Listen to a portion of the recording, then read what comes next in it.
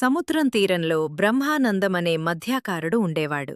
రోజు సముద్రంలో వేటకు వెళ్లి చేపలు పట్టి వాటి మార్కెట్లో అమ్మేవాడు.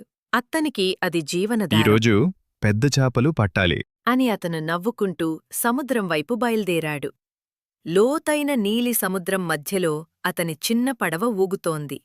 బ్రహ్మానందం వలను నీటిలో వేసి కొంతసేపటి తర్వాత లాగడం ప్రారంభించాడు. అని ఆశ్చర్యంగా అరిచాడు. అయ్యో, ఎంత బరువుగా ఉంది. వల బయటకు రావడంతో బ్రహ్మానందం ఆశ్చర్యంతో నిశ్చలంగా నిల్చిపోయాడు. ఇది కలా లేక నిజమా? వలలో ఒక అందమైన మత్స్యకన్య ఉంది. ఆమె మెరిసే సముద్ర వస్త్రాలు ధరించింది. ఆమె ముఖంలో ప్రశాంతమైన అమాయకమైన భావముంది. నీకు హాని చేయను. నిన్ను సముద్రంలోకి పంపిస్తాను. అని ప్రేమగా అన్నాడు. అతను జాగ్రత్తగా వల నుండి మత్స్యకన్యను విడిపించాడు. ఆమె కృతజ్ఞతతో నవ్వింది.